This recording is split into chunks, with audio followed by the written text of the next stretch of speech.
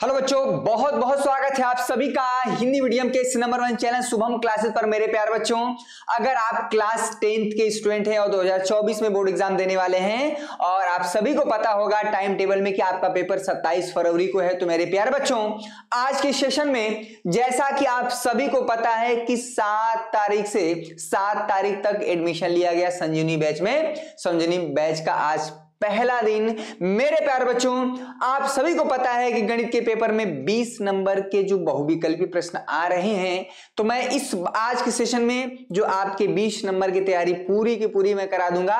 लगभग 100 से ज्यादा प्रश्नों को मैं यहां पर बहुविकल्पी प्रश्न कराने वाला हूं, जिसमें कि आपके 20 नंबर बिल्कुल तैयार हो जाएंगे। सॉल्यूशन होगा विथ एक्सप्लेनेशन। आपको ये नहीं कि भैया इसका ये ऑप्शन है चलिए टिक मारें आगे बढ़े, नहीं, उसमें कौन सा विकल्प सही है विथ एक्सप्लेनेशन और कौन विकल्प सही नहीं है, वो क्यों सही नहीं है विथ रीजन मैं आपको बताने वाला हूं। बड़ा जबरदस्त सेशन होगा। लेकिन उससे पहले अगर भैया जो भी बच्चे यहां पर मेरे साथ जुड़ रहे हैं, मैं आज के टारगेट लाइक का टारगेट 1000, सभी बच्चे बोलते हैं कि सर लाइक का टारगेट रख दिया करिए, तो 1000 प्लस लाइक का टारगेट मैं रख रहा हूं भाई। जबरदस्त सेशन होगा, मजा आ जाएगा। और आज के सेशन से 20 नंबर आप पकड़ के लेके जाएंगे भाई। 20 नंबर जो एमसीक्यू है, और सबसे पहले मैं आपको 20 नंबर का एमसीक्यू कराने वाला हूं। उसके बाद लॉन्ग क्वेश्चन में कराऊंगा, फिर 2 नंबर कराऊंगा, फिर 4 नंबर। सबसे पहले मैंने क्या किया भैया, यहां पर एमसीक्यू, ठीक है, एमसीक्यू। उसके बाद भैया लॉन्ग क्वेश्चन की हम बात करेंगे, लॉन्ग क्वेश्चन, फिर 2 नंबर की बात करेंगे, फिर 4 नंबर, ठीक है। सबसे छोटा वाला, फिर बड़ा वाला, फिर छोटा वाला, फिर बड़ा वाला, मिक्स टाइप के मैं क्वेश्चन कराने वाला हूं। जबरदस्त सेशन होगा भाई, मजा आएगा। चलिए सभी बच्चे एक बार आ जाएं, सभी बच्चे एक बार आ जाएं, क्लास को आगे बढ़ाते हैं। और आज का पहला प्रश्न आपके स्क्रीन पे रहा, आपके स्क्रीन पर रहा ये, ठीक है। चलिए आज का पहला प्रश्न आपके सामने, ये कई बार पूछा गया है, बहुत बच्चे गलत करते हैं। इसका एक्सप्लेनेशन के साथ आपको हम इसका आंसर देंगे, ठीक है। सभी बच्चे 1000 लाइक का टारगेट, सभी बच्चे एक बार सेशन को शेयर कर देंगे भाई, जोर लगा के एकदम हिम्मत के साथ पढ़ाई करेंगे। कह रहा अगर किसी धनात्मक पूर्णांक p के लिए, ध्यान दीजिएगा बेटा, अगर कोई p क्या है, एक धनात्मक पूर्णांक है, धनात्मक है साथ में पूर्णांक है। किसी ने कहा कि सर p क्या ये 4/5 नहीं हो सकता क्या? नहीं, धनात्मक तो है लेकिन ये पूर्णांक नहीं है। पूर्णांक का मतलब होता है उसमें दशमलव वाला हिस्सा नहीं होना चाहिए, समझ में आया, ठीक है। किसी ने कहा सर क्या p ये नहीं होगा क्या, 8/3? नहीं भाई, ये पूर्णांक नहीं है, धनात्मक तो है लेकिन पूर्णांक नहीं है। मतलब p कुछ इस तरह से हो सकता है, 1 हो सकता है, यहां पर 0 भी ले सकते हैं, 0 है बेटा, 1 है, 2 है, यहां पर 3 है, 4 है, 5 है, यहां पर 6 है, 7 है, डॉट, इस तरह से चीजें हम ले सकते हैं, ठीक है। ये होगा, यानी p अगर 0 1 2 3 4 5 6 है, तो कह रहा प्रत्येक धनात्मक विषम पूर्णांक का रूप होगा। तो भैया इसमें प्रत्येक धनात्मक विषम पूर्णांक क्या होगा बताइए, p होगा कि p+1 होगा कि 2p होगा कि 2p+1? बहुत अच्छा क्वेश्चन है, बहुत ही अच्छा क्वेश्चन है। 99% बच्चों का जवाब इसमें गलत आएगा, सभी बच्चे कमेंट करके बताएंगे। तो आप देखेंगे कि यहां पर इसका जवाब ऑप्शन नंबर डी होगा। देखिएगा, कह रहा p का मान यहां पर अगर कोई धनात्मक पूर्णांक ले तो वो धनात्मक विषम पूर्णांक होने के लिए क्या होगा, तो मेरे लाल जो 2p+1 होगा ये हमेशा धनात्मक विषम पूर्णांक दिखाएगा। जैसे एग्जांपल की बात करते हैं, अगर बेटा, ठीक है, अगर आपने कहा कि सर p हमारा मन कर रहा 2 ले लीजिए, धनात्मक भी है पूर्णांक भी है, तो अगर आप 2p+1 का मान आप देखेंगे ना, 2p का मान कितना लिया है आपने, 2+1, 2 दूना के 4, 4 1 5, 5 क्या है, विषम संख्या है, ठीक है। अगर आपने p क्या लिया भाई, 3 लिया, तो यहां पर देखेंगे 2 गुणते 3+1 यानी 2 3 6, 6 1 7, यहां पर आ जाएगा 7, 7 क्या है, विषम संख्या है, ठीक है। अगर आपने p 4 लिया बेटा, अगर आपने p 4 लिया तो 2 गुणते 4+1, 2 चौको 8 है, यहां पर 9 हो जाएगा, ठीक है। 9 क्या है, विषम संख्या। p = यहां पर 5 लेते हैं तो 2 गुणते 5, यहां पर +1 हो जाएगा, 2 5 10, यहां पर हो जाएगा 11, 11 क्या है, विषम संख्या। यानी p का मान चाहे आप सम ले रहे हैं चाहे विषम ले रहे हैं बेटा, यहां पर जो 2p+1 है वो हमेशा क्या आ रहा है, देखिए p का मान सम लिए तब भी ये 2p+1 क्या आया, विषम आया। p का मान अगर आपने विषम लिया तब भी हमारा 2p+1 का मान विषम आ रहा है बेटा, और आपने p का मान अगर आपने सम लिया है तब भी हमारा क्या है, 2p+1 विषम आ रहा है। कुल मिला के 2p+1 हमेशा क्या आएगा, विषम आएगा, ऑड नंबर आएगा। समझ में आया, मजा आया? ठीक है, विथ एक्सप्लेनेशन। यहां पर 2p हमेशा क्या होगा भाई, 2p अगर इसी विकल्प में बोल दे कि 2p क्या होगा, अगर सम संख्या की बात होगा तो ये हमेशा सम संख्या को रिप्रेजेंट करेगा भाई, 2p यानी सम संख्या को रिप्रेजेंट करेगा। ठीक है, p+1 क्या होगा, p+1 कभी सम होगा कभी विषम होगा। ठीक है, ये कभी सम संख्या होगा कब, ये p+1 सम संख्या कब होगा, जब हमारा p क्या होगा, विषम। ठीक है बेटा, समझ में आया, विषम। अगर आप p3 लेंगे ना तो p+1 4 आएगा। p अगर आप 4 लेंगे यानी सम संख्या लेंगे तो p+1 5 आएगा, 5 हमारा विषम संख्या होगा। और ये विषम संख्या आएगा p+1 कब, ठीक है, ये देखिए एक्सप्लेन, पहले प्रश्न में कितना जान है भाई। ये विषम संख्या आएगा कब, जब हमारा क्या आएगा, यहाँ पर ये सम संख्या होगा, ये हमारा सम संख्या होगा। समझ में आया, ये हमारा सम संख्या होगा। क्लियर हुआ? चलिए, अगर यहां पर क्लियर हुआ, ये p तो हमारा इसमें कुछ ना, p अगर सम होगा तो p सम ही होगा, p विषम लेंगे तो बस हो गया। समझ में आया? लेकिन 2p+1 हमेशा विषम नंबर आएगा, ऑड नंबर आएगा। ये आपका एक्सप्लेनेशन हुआ। ठीक है, इसमें कोई समस्या नहीं, यानी 2p+1 जो है हमेशा विषम नंबर ही आएगा अगर हम p क्या करें भाई, धनात्मक विषम संख्या आएगा, इंग्लिश में बोलते हैं ऑड नंबर। पहला प्रश्न का जो है एक्सप्लेनेशन मैंने चारों विकल्प पर एक्सप्लेनेशन दिया। ये मत समझिएगा कि जो इसका आंसर सही है सिर्फ उसी को एक्सप्लेन किया, यानी यहाँ पर हो गया ऑड नंबर। बोलिए बच्चा, क्वेश्चन समझ में आया? वीडियो लाइक कर दीजिए, इसके अलावा कुछ नहीं करना। नेक्स्ट प्रश्न, जो क्वेश्चन यहाँ पर सम पूर्णांक की बात कर रहे हैं, इस क्वेश्चन को मैं होमवर्क देता हूं। यहाँ पर इस क्वेश्चन को मैं सॉल्व नहीं करूंगा क्योंकि अभी मैंने एक्सप्लेन किया है कि किसी धनात्मक पूर्णांक q के लिए, अगर q कोई धनात्मक पूर्णांक है तो प्रत्येक धनात्मक सम पूर्णांक का रूप होगा। बहुत आसान है, बहुत ही आसान है। और ये बेटा देखिए 2q होगा, क्यों, अभी हमने बताया। अगर 2 का कोई भी नंबर मल्टीपल है यानी 2q, ये क्यों होगा, अगर आपने q क्या किया, आपकी इच्छा हुई कि सर मैंने 1 लिया, तो अगर आप 2q का मान देखेंगे यानी 2q का आपने कितना लिया है, 1 लिया है, क्या आया, 2 क्या है, सम संख्या है। अगर आप q आपने 2 लिया है बेटा तो 2q कितना हो जाएगा, 2 × 2 यानी हो जाएगा यहाँ पर 4। ठीक है, मेरी बात समझ में आ रही है? अगर आप q3 लिए तो यहाँ पर हो जाएगा 2q और यहाँ पर हो जाएगा 2, यहाँ पर 3, 2 3 6 क्या है, सम संख्या है। अगर आप q4 लिए, ठीक है, यहाँ पर 2q कितना हो जाएगा, 2 × 4 और यहाँ पर हो जाएगा 8। ठीक है, 8 क्या है, सम संख्या। कुल मिला के मेरे लाल, यहाँ पर q अगर आपने विषम लिया है लेकिन 2q क्या है, सम आया है। q अगर आपने सम लिया है तब तो सम आ ही रहा है, अगर q आपने विषम लिया है तब भी हमारा 2q क्या रहा, सम आ रहा है। अगर q आपने 4 लिया है तो 2q हमारा क्या है, तो इस तरह से 2q यानी 2 का मल्टीपल कोई भी नंबर होगा, मतलब पूर्णांक, वो हमेशा क्या होगा, सम होगा। इसको इंग्लिश में इवन नंबर बोलते हैं। क्या बोलते हैं भाई, इवन नंबर। ठीक है, इवन नंबर हो जाएगा। जो बच्चे इंग्लिश मीडियम के हैं वो भी समझ लें, हिंदी में बोलते हैं ये सम संख्या। किसी कोई समस्या, इसको क्या बोलते हैं भाई, हिंदी में सम संख्या। ठीक है, सम संख्या, राइट। नेक्स्ट क्वेश्चन, बहुत ज्यादा। चलिए, जो अभी बच्चे संजीवनी बैच में अभी तक नहीं जुड़े हैं, 7 तारीख तक पूरा का पूरा इसमें एडमिशन हुआ है बच्चों का और भरपूर इसका लाभ उठा रहे हैं। अभी कल टेस्ट हुआ था सुबह। ठीक है, चलिए, क्यों इस बैच से जुड़ेंगे, यहाँ पर इसकी फीस बहुत कम है। सभी विषयों की, मैथ की बात करें, साइंस की बात करें, हिंदी की बात करें, SST की बात करें, किसी भी विषय की बात करेंगे, सभी विषयों का फीस टोटल मिला के 499 रुपए में यहाँ पर बेटा फर्स्ट डिवीजन लाने की गारंटी है इस बैच से।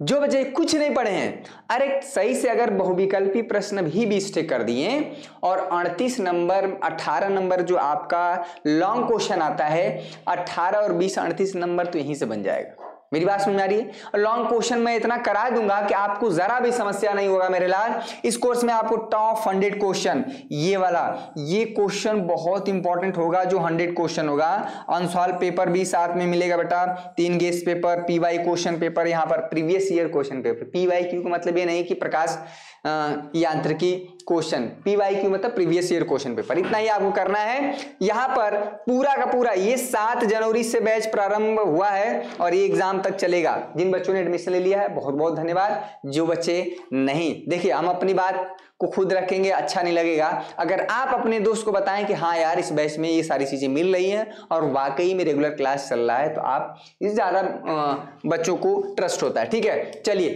कहां पर, तो शुभम क्लासेस ऐप पर अपने मोबाइल के प्ले स्टोर में जाएंगे, सर्च करेंगे शुभम क्लासेस, इंस्टॉल करेंगे, mobile number, email ID, basic information पूछा जाएगा, वो आप देके आप क्या हमारे बैच से जुड़ सकते हैं। ये वाला इंस्टॉल करना 100K प्लस वाला। ठीक है, पेटीएम, फोन पे, गूगल पे, किसी भी प्रकार का आपके पास ऑनलाइन का माध्यम हो, आप पेमेंट करके जुड़ सकते हैं। मात्र नॉमिनल फीस है 499 रुपए में, 2 बार के जियो की रिचार्ज से भी कहीं सस्ता है ये आपके 2 महीने की फीस, और बहुत ही आसानी से आप जुड़ सकते हैं। कौन सा सह अभाज्य संख्याओं का युग्म है, ये प्रश्न में कई बार पूछा गया है और बहुत बच्चे कंफ्यूज होते हैं। सभी बच्चे इसका जवाब देंगे भाई, सभी बच्चे जवाब देंगे। 1000 लाइक का टारगेट मैंने रखा हुआ है। चलिए पूरा एकदम 20 नंबर ये आपके हाथ में है कि इसको बहुत ज्यादा एक्सप्लेनेशन में नहीं चाहिए, बेसिक इंफॉर्मेशन होता है, बेसिक कॉन्सेप्ट होता है, उसी के आधार पे सवाल बनते हैं। 20 नंबर चाहे तो आप 20 मिनट में प्राप्त कर सकते हैं, अदरवाइज आपको 20 घंटे भी दे दिया जाए ना तो आप नहीं हल कर पाएंगे। क्योंकि कौन सा सह अभाज्य, अगर बच्चों को पूछा जाए कि सह अभाज्य, अगर देखिए यहां पर 2 शब्द है बेटा, अभाज्य संख्या, अगर इसके बारे में आपको नहीं नॉलेज है तो सह अभाज्य कहां से जानेंगे। अभाज्य संख्या क्या होता है, थोड़ा सा एक्सप्लेनेशन के साथ चलेंगे तो ज्यादा अच्छा रहेगा। इंग्लिश में बोलते हैं बेटा प्राइम नंबर, क्या बोलते हैं, प्राइम नंबर, इसको पी से ही रिप्रेजेंट किया जाता है। ठीक है बेटा, प्राइम नंबर ये हो गया, और यहां पर सह अभाज्य संख्या बोलते हैं, सह अभाज्य संख्याएं, ऐसी 2 संख्याएं, इंग्लिश में बोलते हैं बेटा को प्राइम नंबर। ठीक है, यहां पर है को प्राइम नंबर, इसको आप समझ लेंगे तो आपका काम आधा हो जाएगा। अब समझिएगा, कितने बच्चों को लग रहा है कि ये दोनों एक ही है, दोनों एक ही नहीं है भाई। अभाज्य संख्याएं वे जरा बताएं, दिमाग में सोचिए, जैसे मैंने अभाज्य संख्या का नाम लिया तुरंत डिफिनीशन दिमाग में घूम जाए। और अभाज्य संख्याएं वे हैं जो 1 और खुद से विभाजित होती हैं, यानी अन्य तीसरी संख्या से विभाजित न हो, ऐसी संख्याओं को बोलते हैं अभाज्य संख्या, प्राइम नंबर। और मेरे लाल सह अभाज्य संख्याएं को प्राइम नंबर ऐसे होते हैं 2 संख्याओं का जोड़ा जिसमें सिर्फ और सिर्फ 1 उभयनिष्ठ हो, 1 कॉमन हो। यानी हम बात करते हैं, जैसे हम बात करें बेटा 7 और हम बात करते हैं 9, अगर ये 7, 9 ऐसी 2 संख्याएं हैं जो दोनों संख्याएं ये 1 से तो दुनिया का हर एक नंबर विभाजित है, 1 से 7 भी विभाजित है, डिविजिबल है, 1 से 9 भी विभाजित है। यानी अगर हम देखा जाए तो ये हमारे क्या है, इन दोनों में अगर एचसीएफ कुल मिला के कह सकते हैं, अगर हाईएस्ट कॉमन फैक्टर की बात करेंगे तो एचसीएफ आप 7 और ये हो जाएगा 1। ठीक है, तो ऐसी देखिए 18 और 25, 7 और 21 में देखिए 7 क्या है, 7 और 21 में एक चीज उभयनिष्ठ है, 1 तो है, लेकिन दोनों संख्याएं 1 के अलावा 7 से भी डिविजिबल हैं, ये हमारा को प्राइम नंबर नहीं होगा। 31 और 93, 31 तो 1 से विभाजित है, ये है 31 तो 93 से विभाजित है, ये है मतलब 31 1 से विभाजित, 93 1 से विभाजित है। ठीक है, लेकिन दोनों संख्याएं ये 31 से भी विभाजित है और ये 31 से भी विभाजित है, 31 यानी 93, ये संख्याएं हमारे क्या है बेटा, ये संख्याएं हमारा क्या है, यहां पर ये नहीं होंगी। 5 और 15 नहीं, 5 तो भैया 5 जो है 1 से विभाजित है, 1 5 5 हो जाएगा, और यहाँ पर 15 जो है बेटा 1 से है तो यहाँ पर हो जाएगा 15, लेकिन दोनों संख्याएं 1 के अलावा एक और संख्या मिल गया 5, 5 से कम 5, 5 तिप। यहाँ पर 18 और 25 ऐसे 2 जोड़े हैं जो सिर्फ और सिर्फ 1 से विभाजित हैं, यानी हम ये भी कह सकते हैं कि दोनों में सिर्फ और सिर्फ उभयनिष्ठ 1 है भाई। ठीक है, तो अगर आप एचसीएफ निकाल देंगे, अगर एचसीएफ निकालेंगे 18 और 25 का कॉमा 18 और 25 का, ठीक है 18 और 25 का, तो आप पाएंगे बेटा 1। ठीक है, ये चीज आप पाएंगे, और इस तरह से क्या है, सहअभाज्य संख्या को प्राइम नंबर।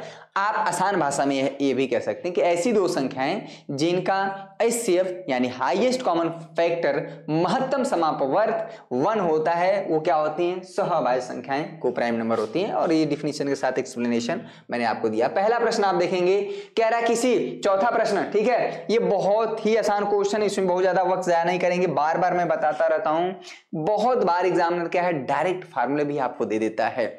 ठीक है, चलिए सभी बच्चे बताएंगे भाई, बहुत बढ़िया। सेशन को शेयर करते रहें, 1000 लाइक का मैंने टारगेट रखा हुआ है। कह रहे हैं कि अगर ये द्विघात समीकरण है, ये बहुपद है ax square plus B X plus C में मूलों का योगफल, यहां पर अगर कोई भी द्विघात बहुपद है, ax स्क्वायर है बेटा बी एक्स प्लस सी है, तो इसके अधिकतम 2 बहुपद हो सकते हैं। ठीक है, मान लीजिए इसके 2 बहुपद अगर आपने माना भैया x इक्वल टू 1 अल्फा है और आपने एक दूसरा आपने माना x इक्वल टू बीटा। ठीक है, तो इसमें x इक्वल टू अल्फा और बीटा, इन दोनों का जो योगफल होगा यानी अल्फा प्लस बीटा का, वो फार्मूला हो जाता है माइनस बी बाई ए। कहां पर है भाई माइनस बी बाई ए, कहां पर दिख रहा है जरा बताएं। ये माइनस बी बाई ए आपको डायरेक्ट नहीं दिखेगा, माइनस बी बाई ए आपको डायरेक्ट नहीं दिखेगा। अगर हम ये कहें कि option number D is right answer, तो आपको बड़ी हैरानी होगी। माइनस बी बाई ए कहें या ये कहें, एक ही बात है। समझ में आया? इसमें कोई समस्या यहां पर हम बात करेंगे भाई, तो माइनस क्या है, यहां पर माइनस एक्स का गुणांक क्या है, बी। देखिए फार्मूला वही है, x का गुणांक क्या है, b है, अपान में जो x स्क्वायर का गुणांक क्या है, ये है। तो अगर आपको फाइनली देखा जाए तो माइनस बी बाई ए आ गया, ये आपका right answer, option D is right answer. समझ में आया? इसमें कोई समस्या? ठीक है, तो लगे हाथ इसी में आप जरा ये भी बता दें कि मूलों का जो गुणनफल होता है यानी अल्फा इंटू बीटा, जो फार्मूला हो जाता है बेटा सी बाई ए, और इसमें यहां पर माइनस नहीं होता है। याद करिए, आप इसको भी कह सकते हैं कि अचर पद। ठीक है, सी क्या है भाई, अचर पद अपान में आप ये भी कह सकते हैं कि एक्स स्क्वायर का जो गुणांक है, ए क्या है भाई, एक्स स्क्वायर का गुणांक है। इस तरह से आपका ऑप्शन नंबर ये भी एक बन जाएगा कि मूलों का गुणनफल क्या हो सकता है, बन गया। ठीक है, तो ये क्वेश्चन, आपको जो क्वेश्चन दिया है उसका एक्सप्लेनेशन तो मैं दे ही रहा हूं, साथ में ये कौन सा अन्य तरह से भी पूछा जा सकता है उसका भी मैं जवाब दे रहा हूं। नेक्स्ट क्वेश्चन इसके शून्यक। चलिए क्वेश्चन आप बहुत इजी है, जो क्वेश्चन बिल्कुल आसान है यहां पर देखेंगे। चलिए, किसी द्विघात समीकरण के लिए संगत समीकरण y equal to ax square plus B X plus C के ग्राफ का जो आकार होता है, ये थोड़ा सा आपके लिए थोड़ा सा नया है। ठीक है, ये आपके एनसीईआरटी में नहीं मिलेगा, लेकिन एनसीईआरटी के एग्जाम्पलर में मिलेगा। ठीक है, ये आप इसको रट लेंगे, बहुत ज्यादा इसका एक्सप्लेनेशन आपको नहीं देंगे कि वाइस कोई भी जो द्विघात बहुपद होता है, अगर आप उसका ग्राफ ड्रॉ करेंगे तो ये बेटा परवलयाकार बनता है, पैराबोलिक। ये बहुत तो आप 11th में पढ़ेंगे। ठीक है, ये बनता है पैराबोलिक। क्लियर हो बेटा? इसमें ज्यादा आप वक्त ज़ाया नहीं करेंगे, इसको आप रट लेंगे, परवलयाकार पैराबोलिक। कोई भी द्विघात बहुपद अगर होता है, जैसे y इक्वल टू अगर हम बात करते हैं 4x square plus 9x plus यहाँ पर अगर 8 है, अगर हम इसका ग्राफ ड्रॉ करेंगे तो पैराबोलिक बनता है। अब आपके दिमाग में आ रहा होगा परवलयाकार क्या होता है भाई, पैराबोलिक क्या होता है, तो कुछ इस तरह से होता है। ठीक है, कटोरा जैसा ये चीज, ये हो सकता है, या अगर ये नहीं होगा, ये 4 तरह से बनता है, तो y एक्सिस पे पैराबोला बन सकता है, इस तरह से भी हो सकता है, या इस तरह से भी हो सकता है कि नीचे की तरफ भी बन जाए, ये भी हो सकता है, या अगर हम बात करें तो ये भी हमारा हो सकता है। क्लियर हुआ? तो ये हो जाएगा x एक्सिस, ये हो जाएगा y एक्सिस। क्लियर हुआ? तो इस तरह से परवलयाकार होता है, इसको आप फिलहाल दिमाग में रख लेंगे। ऑप्शन सी किसी प्रश्न में पूछा जा सकता है, इसकी संभावना थोड़ी सी कम है, लेकिन फिर भी मैं उस चीज को कह रहा हूं कि जहां पे 20 में 20 आप बाय द वे कहीं पूछ ही दिया जाए तो आपकी नजर में होना चाहिए। ठीक है, हर क्वेश्चन। चलिए, कि अपरिमित रूप, इस तरह के सवाल बहुत ज्यादा इंपॉर्टेंट होते हैं। इनफाइनाइटली मैनी सॉल्यूशन, अपरिमित रूप से अनेक हल क्या होगा, तो के का मान बताइए। बहुत अच्छा प्रश्न है, very very important question, very very important question. इसको स्टार पॉइंट दे लीजिएगा। क्वेश्चन नंबर 7 आपके सामने, जो क्वेश्चन रिपीटेड है, जो मैं क्वेश्चन हमेशा लगाते आता रहा हूं, मैं उसका एक्सप्लेनेशन या जो क्वेश्चन सेम टाइप का होगा मैं उसको कह दूंगा भैया इसको आपको स्वयं से करना है। मुझे लगेगा कि ये क्वेश्चन में एक्सप्लेनेशन देना है, ज्यादा बहुत बार पूछा गया है, तो मैं उस क्वेश्चन को कराऊंगा। ठीक है, कुछ आपको भी मेहनत करना है और हम तो लगातार आपके साथ जुड़े हैं। कह रहा है कि अगर ये रैखिक समीकरण युग्म क्या है भाई, यहां पर 2x है प्लस 3y है, इसमें कोई समस्या नहीं, इक्वल टू 5 है। ठीक है, समीकरण नंबर 1 है भाई। दूसरा समीकरण क्या है, यहां पर 4x है प्लस यहां पर ky है। ठीक है, इक्वल टू यहां पर 10 है, समीकरण नंबर 2 है। कह रहा कि इनफाइनाइटली मेनी सॉल्यूशन है, अपरिमित रूप से अनेक हल। जरा बताएं, याद करिए, मैं आपको याद दिलाता हूं कि अगर a1x प्लस b1y यहां पर इक्वल टू ac1 है, एक समीकरण पहला, और दूसरा समीकरण क्या है, a2x है बेटा, यहां पर b2y है, इक्वल टू अगर यहां पर c2 है, समीकरण नंबर 2 है, तो इसके इनफाइनाइटली मेनी सॉल्यूशन कब होते हैं, जरा याद करिए। मैं आपको हिंट दे रहा हूं कि जरूरत पड़ेगी फार्मूले की, कॉन्सेप्ट की, और हो सकता है किताब में आप खोजें तो आपको समस्या हो, इसीलिए मैंने शॉर्ट फॉर्म में बहुत सिस्टमेटिक वे में ऐप में प्रोवाइड कर दिया है। आप चाहे ब्रह्मास्त्र बैच में जुड़े हों, चाहे क्रैश कोर्स में जुड़े हैं, चाहे संजीवनी बैच में जुड़े हैं, किसी बैच में जुड़ेंगे आपको सिस्टमेटिक वे मिल जाएगा। और याद होगा ये इनफाइनाइटली मेनी सॉल्यूशन कब होता है, जब a1 अपान में a2 ये बराबर होता है बेटा b1 अपान में b2 के, और ये बराबर होता है c1 अपान में c2 के। ठीक है, ये चीज समझ में आया। तो याद करिए ये इनफाइनाइटली मेनी सॉल्यूशन। देखिए इस क्वेश्चन को, बहुविकल्पी प्रश्नों को, अगर ईश्वर की कृपा करे कि आपको कलम उठाना ही नहीं पड़े, इतना अच्छा कैलकुलेशन है कि आप दिमाग में ही हल कर ले, इससे बढ़िया क्या हो सकता है, इससे बेहतर क्या हो सकता है। ठीक है, लेकिन थोड़ा बहुत अगर कैलकुलेशन करने की आवश्यकता पड़े तो ये कॉन्सेप्ट दिमाग में बैठा है। तो a1 अपान में a2 यानी 2/4 ये बराबर होता है b1 अपान में b2 यानी 3/k के, और ये बराबर होता है 5/10 के। ठीक है, ये जब हमारा a1 अपान में a2 बराबर होता है b1 अपान में b2 बराबर होता है c1 अपान में c2 के, तो इस केस में हमारा अनंत हल होता है। ठीक है भैया, तो मैंने वो कंडीशन लगा दिया। और k का मान निकालना है तो कैसे निकलेगा, यानी ये हमारा पहला है, ये भैया हमारा दूसरा टर्म है, और ये क्या है, हमारा तीसरा है। अगर हम पहले, ठीक है बेटा, पहले और दूसरे को लेके चलें। चलिए 1000 लाइक का टारगेट, कितने अभी तक बच्चे लाइक कर दिए भाई, 1000 प्लस मैंने लाइक का टारगेट रखा है, बहुत आसान है, आई होप कर दिए होंगे। हो गया, तुरंत टिप से दबा दीजिए, हो गया, मेरा भी हौसला बन गया और आपका भी थोड़ा सा काम हो गया भैया, जो है गुरु दक्षिणा के रूप में। इससे ज्यादा तो मैं कुछ कहता नहीं हूं। बैच में अगर आप जुड़ते हैं तो आपके फायदे की बात है। उसमें कोशिश किया गया है कि आपको कम से कम, मैं तो कह रहा हूं कि अगर पूरा किताब दे दूं तो कोई बात नहीं, उसमें तो फंस ही जाएगा। मुझे कम से कम आपको मैटर प्रोवाइड करना है और उसमें ज्यादा क्वेश्चन फंसाना है, ये ज्यादा। अगर हम ये कहें कि मैंने आपको 100 क्वेश्चन कराया, बहुविकल्पीय लॉन्ग क्वेश्चन, अगर उसी में से फंस गया तो इससे बेहतर क्या हो सकता है। यही आपको चाहिए इस समय। यहाँ पर फर्स्ट और सेकेंड को बराबर करेंगे तो 2/4 हो जाएगा, यहाँ पर 3/k, और क्रॉस मल्टीप्लीकेशन कर देंगे, यानी यहाँ पर हो जाएगा 2k, 4 3 12, और k का मान कितना आ जाएगा भैया, ये हो जाएगा 6। और कितने बच्चों का जवाब आ रहा है, ऑप्शन नंबर डी। जिन बच्चों का ऑप्शन नंबर डी आया भाई, सभी बच्चे अपनी पीठ थपथपा लें, और उन बच्चों का यहाँ पर 1 मिनट -6 होगा, ऑप्शन नंबर सी -6 होगा। ठीक है, ऑप्शन नंबर डी इज 6। तो कह रहा है कि अगर आप k का मान 6 रखेंगे तो इस रैखिक समीकरण युग्म का इनफाइनाइटली मेनी सॉल्यूशन मिलेगा, यानी x और y का बहुत ढेर सारा मान मिलेगा जो दोनों समीकरण को संतुष्ट करेगा, और k का मान 6 होगा। तब अगर k का मान 6 नहीं होगा तो मे भी हो सकता है कि एक भी सॉल्यूशन न मिले, मे भी हो सकता है कि यूनिक सॉल्यूशन मिले, कुछ कहा नहीं जा सकता।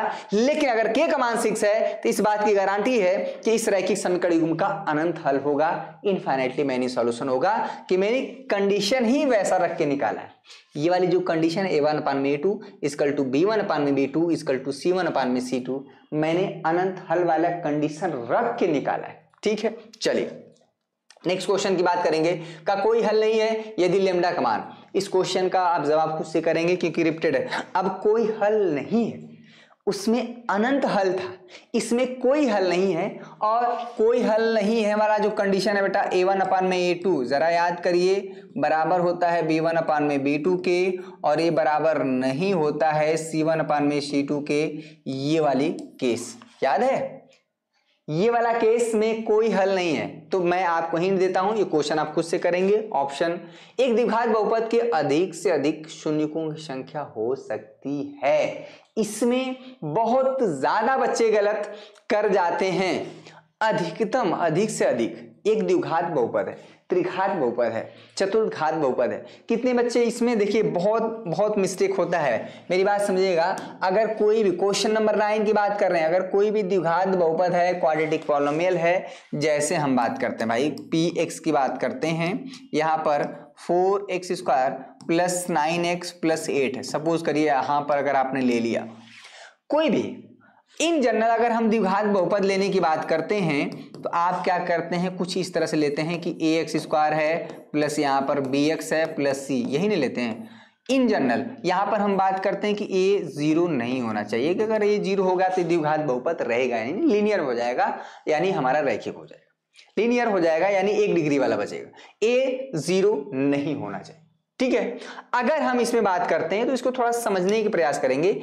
इसके अधिकतम शून्यकों की संख्या, यानी इसके x के कितने मान हो सकते हैं अधिक से अधिक, जो इसको 0 कर दें, तो भैया 2 हो सकते हैं। किसी ने कहा कि कम से कम कितने हो सकते हैं, यहां पर अधिकतम 2 हो सकते हैं क्योंकि द्विघात बहुपद है, त्रिघात बहुपद होगा तो 3 होंगे।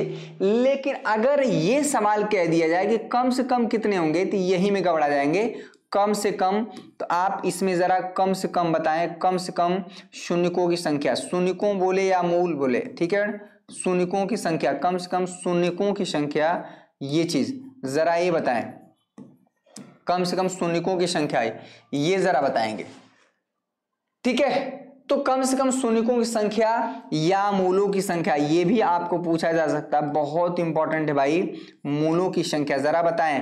लगभग हर चैप्टर को मैं कवर करने वाला हूं, जबरदस्त सेशन, ठीक है। जो बच्चे वैसे नहीं जुड़े, चैनल पे नए तो चैनल को सब्सक्राइब जरूर कर लीजिएगा।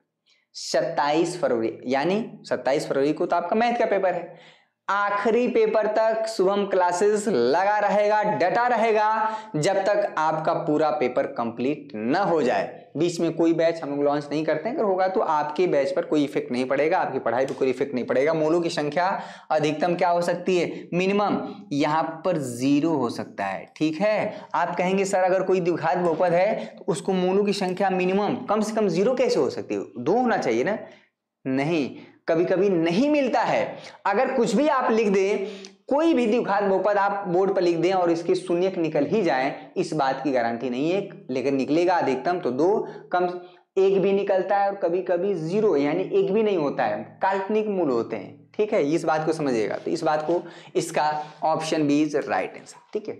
कौन सा है ये तो मैं एक्सप्लेन कर ही रहा हूं, लेकिन कौन सा नहीं होगा, क्यों नहीं होगा, अगर ये चीजें आप सीख रहे हैं ना, तो अब आप एक्चुअल गणित सीख रहे हैं भैया। इस क्वेश्चन को आप करेंगे, वास्तविक और असमान होंगे, वास्तविक नहीं होंगे, वास्तविक और बराबर और शून्य, बहुत इंपॉर्टेंट है। मैं बार बार 1000 बार रिमाइंड कराता हूं, इस पर एकदम क्वेश्चन बनेगा।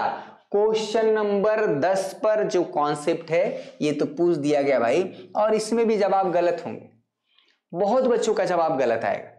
बहुत एक माइन्यूट सा जानकारी है जो अक्सर मिस्टेक करते हैं, इसको समझिएगा, ठीक है। क्या आप सभी को पता है कि अगर कोई भी द्विघात समीकरण है, ठीक है, अगर यहां पर है बेटा ax square plus bx plus c equal to 0, अगर ये द्विघात समीकरण है तो जो विविधकर होता है, d का जो मान होता है, क्या होता है भाई, b स्क्वायर माइनस 4ac, यही तो भैया होता है। कच्चा चिट्ठा खोल लेता है ये कि इसके मूल क्या होंगे, वास्तविक होंगे, काल्पनिक होंगे, कैसी स्थिति होगी, कौन बताता है, विविधकर, डिस्क्रिमिनेंट बताता है।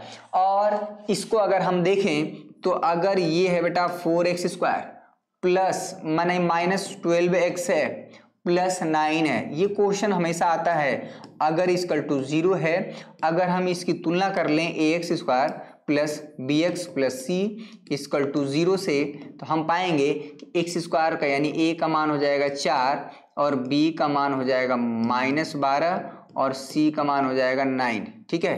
a equal to 4, b equal to -12 और c इक्वल टू 9। तो यहाँ पर b स्क्वायर माइनस 4ac जरा निकाल लें, b square minus 4ac, b क्या है भाई -12 है, -12 का स्क्वायर -4a, a का मान क्या है 4 और c का मान क्या है 9, -12 का स्क्वायर कर देंगे, यहां पर हो जाएगा 144, 4 चौको 16, 16 का ये गुणा भाग तो आपको करना ही पड़ेगा। ये मैं आपको एक्सप्लेनेशन दे रहा हूं, आप चाहें तो बहुत कम में भी सॉल्व कर सकते हैं। अगर आपके कॉन्सेप्ट क्लियर हैं तुरंत आप इस पर आ जाएंगे डिस्क्रिमिनेंट पे, क्योंकि डिस्क्रिमिनेंट ही बताता है, विविधकर ही बताता है कि मूल वास्तविक कब होते हैं, काल्पनिक कब होते हैं, तमाम तरह की चीजें। भैया 144, 4 का गुणा 4 में करेंगे 16, फिर 9 का गुणा 144, 144 में 144 घटा पाएंगे भैया, 0 हो जाता है। और 0 हो जाता है तो क्या होता है, याद करिए, 0 हो जाता है तो क्या होता है, ग्रेटर देन 0 होता है तो क्या होता है, लेस देन 0 होता है तो क्या होता है भैया, भैया लेस देन 0 होता है तब तो मूल काल्पनिक होते हैं, यानी कोई भी हमारा यहां पर कह रहा है कि वास्तविक और बराबर होंगे।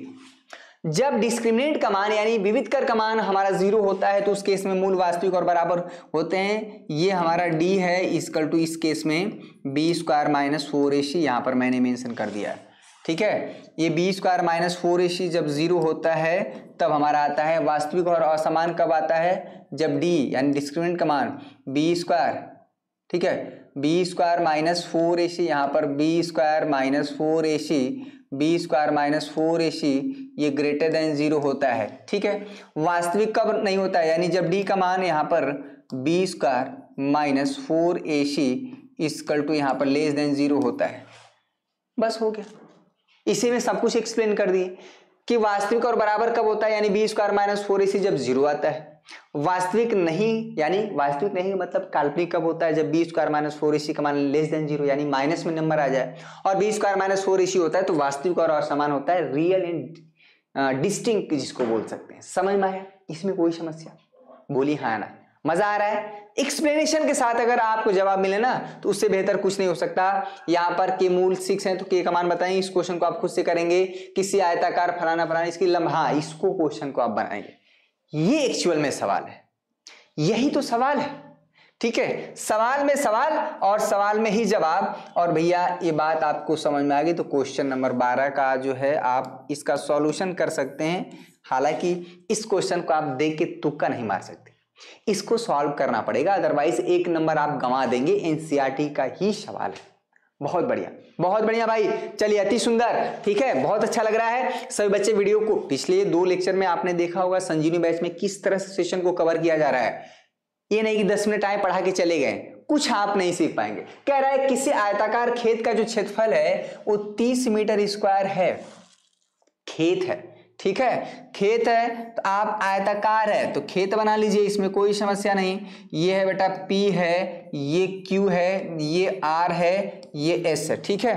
तो ये P है, Q है, R S है, ठीक है, P है, यहाँ पर Q है, ये R है, ये S है, ठीक है। इसका क्षेत्र कह रहा है इसकी लंबाई चौड़ाई से 1 मीटर अधिक हो।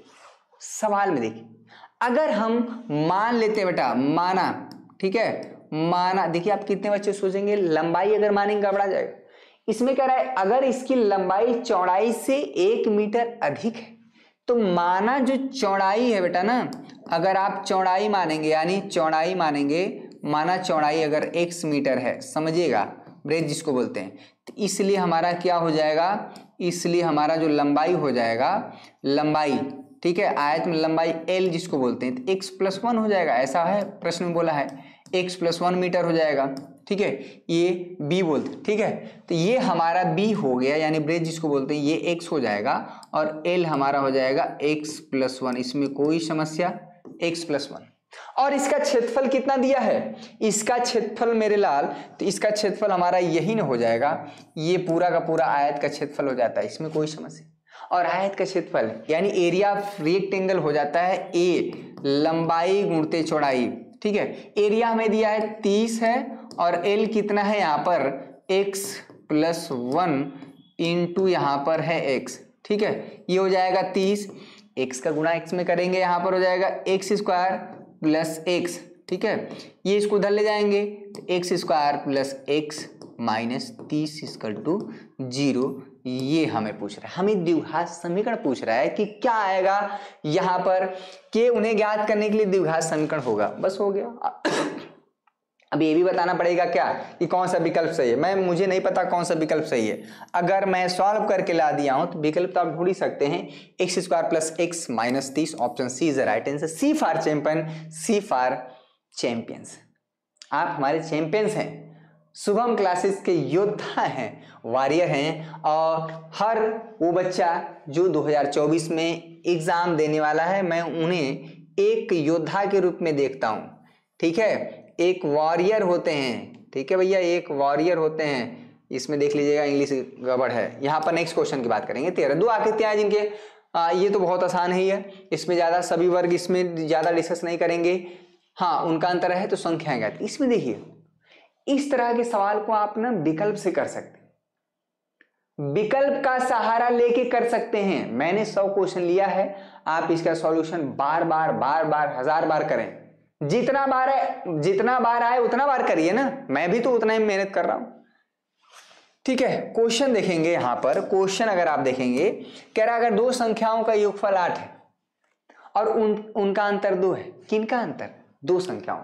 तो इसमें कह रहा है कि इसमें क्या है कि ये हमें विकल्प से देख लेना है कि यहां पर 6 + 2 इन दोनों का जो योगफल 8 है और 6 - 2 का जो अंतर है बेटा 4 है। यहाँ पर अंतर क्या होना चाहिए? 2। ऑप्शन तो हमारा पहला संतुष्ट नहीं कर रहा है, खत्म, टाटा बाय बाय। अब देखिएगा, कह रहा है इसको देख लेते हैं। 5 और 3 को अगर हम ऐड करें तो ये 8 हो जाएगा और 5 - 3 करें ये हो जाएगा 2, यानी option B is a right answer. क्योंकि ऑप्शन बी ही ऐसा है जो पहले कंडीशन को संतुष्ट कर रहा है, साथ में दूसरे कंडीशन को भी संतुष्ट कर रहा है। ये एक बात हुआ। किसी ने कहा सर 7 + 1 भी तो कर रहा है, 7 + 1 करने पे 8 हो रहा है और 7 - 1 तो ये तो 6 हो रहा है ना। पहला कंडीशन संतुष्ट हो रहा है, दूसरा नहीं। अगर सिर्फ पहला कंडीशन पे आप चले जाएंगे तो ऑप्शन सी भी आ जाएगा सही, ऑप्शन ए भी सही आ जाएगा। 1 + 2 तो कभी होगा ही नहीं कि 1 और 2 को जोड़ने पे 3 आएगा, जबकि आना क्या चाहिए? 8। विकल्प से काम हो गया। इस तरह के जो है एक आध दो क्वेश्चन चुटपुटिया दे देते हैं जो आप कॉमन सेंस से कर सकते हैं, कलम उठाने की जरूरत नहीं। यहां पर देखेंगे, ठीक है।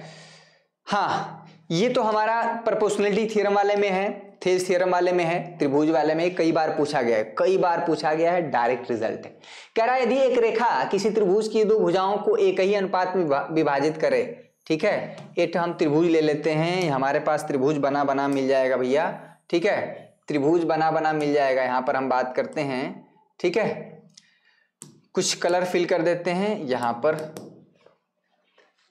अगर एक त्रिभुज बनाया मिल जाए भाई, यहां पर P है, एक मिनट कलम चला देते हैं। P है, 1 मिनट भाई, ठीक है, 1 मिनट बच्चा, ये P है, बहुत ज्यादा ऊपर नहीं बन गया, ये P है बेटा, ठीक है, ये है Q है और यहां पर R है।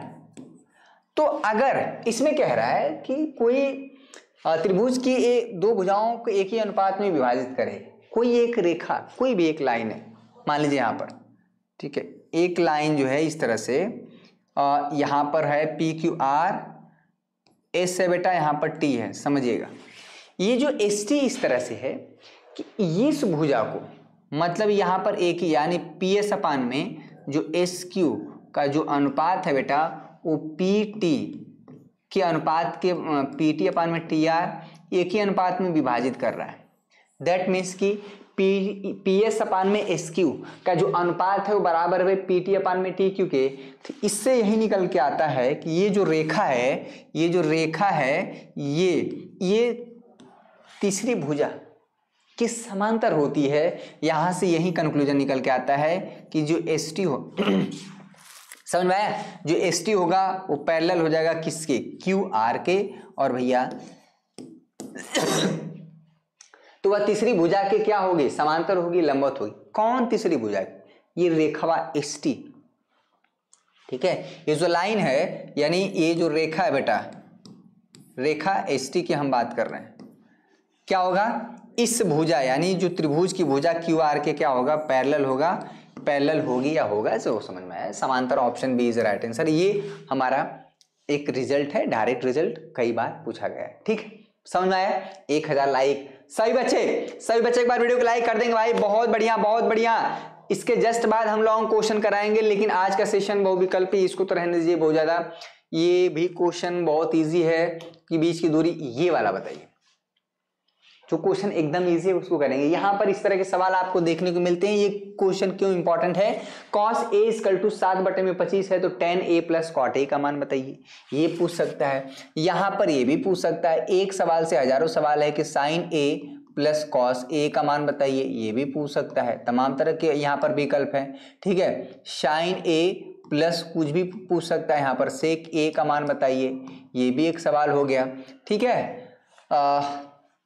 कुछ भी पूछ सकता है भाई, यहां पर cosec a + sec a का मान पूछ सकता है, ये भी पूछ सकता है, ठीक है। हजारों सवाल बन सकते हैं। cosec स्क्वायर a प्लस यहां पर बेटा tan स्क्वायर a, ये भी पूछा जा सकता है। यहां पर tan a + cot a पूछा है, यहां पर tan क्यूब a प्लस जो है cot क्यूब a, ये भी पूछा जा सकता है। कुछ भी पूछा जा सकता है। मेरी बात सुन रही?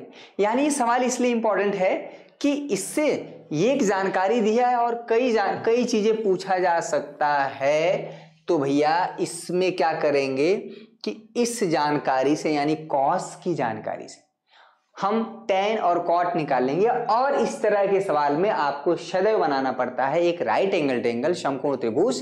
भैया समकोण त्रिभुज बना लीजिए, एक छोटा सा समकोण त्रिभुज बना लीजिए। यहां पर मान लेते हैं ये A है बेटा, ये B है, ये C है, ठीक है। यहां पर 90 डिग्री, A पर 90 डिग्री नहीं देंगे, ठीक है, समझिएगा। चूंकि बहुविकल्पी प्रश्न है इसलिए हम इसमें cos थीटा बराबर क्या होता है याद करिए, लाल अपान में जो कक्का फार्मूला है, लाल अपान में जो कक्का फार्मूला है, ठीक है। ये साइन है, साइन थीटा, ये cos थीटा, यहां पर जो है ये tan थीटा। याद करिए sine theta, cos theta, tan theta क्या होता है, ये वाला साइन का लंब अपान में कर्ण, ठीक है बेटा, और कॉस का आधार अपान में कर्ण, और tan थीटा का क्या होता है लंब अपान में आधार। समझ में आया? ठीक है, क्लियर हुआ? समझ में आया बच्चों? इसमें कोई समस्या? तो अगर cos a बराबर cos थीटा बराबर क्या होता है आधार यानी 7, कर्ण क्या हो जाएगा भाई यहाँ पर 25, और अगर हम ये लंबाई निकाल लें परपेंडिकुलर, ध्यान दीजिएगा कोण A के लिए, यहां पर कोण A के लिए क्या हो जाएगा भाई, कोण A के लिए जो हो जाएगा, ठीक है, जो BC हो जाएगी वो BC जो लंबाई होगी ये, ठीक है, लंब का काम कर कोण A के लिए। अगर हम इस कोण की बात करते हैं तो उसके सामने की भुजा लंब 90 डिग्री के सामने की भुजा हमेशा कर्ण हाइपोटेन्यूज, जो बाकी भुजा बचा वो बेस हो जाता है।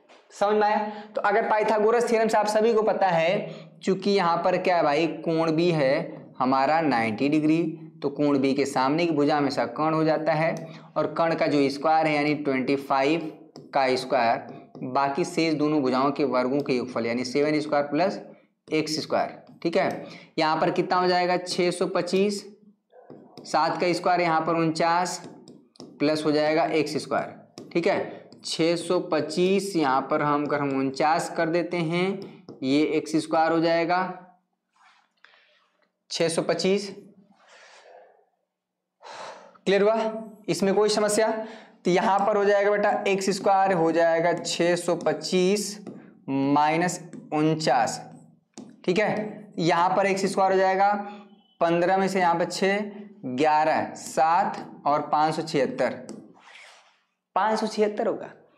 624 में से 49 घटाएंगे 576 होगा। अगर स्क्वायर हटाते हैं तो यहां पर आ जाता है प्लस माइनस 576, और इसका जो वर्गमूल हो जाएगा बेटा प्लस 24 हो जाएगा। चूंकि लंबाई की बात हो रही है, लंबाई हमेशा धनात्मक होता है इसलिए 24 हो जाएगा, और ये हो जाएगा 24, ठीक है। अगर ये हो गया तो आप कुछ भी निकाल लीजिए।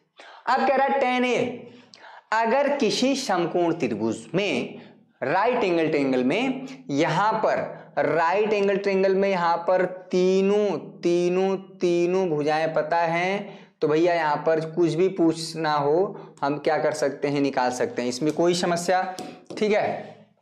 tan A का मान क्या हो जाएगा, tan A, ठीक है बेटा, tan A प्लस यहां पर हो जाएगा cot A, tan A का मान क्या हो जाएगा भाई, tan A हो जाएगा लंब अपान में आधार यानी 24 अपान में 7, cot A y क्या हो जाएगा, अगर tan का मान पता है, cot हमको पता है उसका रिवर्स होता है, उल्टा होता है, पलट देंगे, यहां पर हो जाएगा 7/24।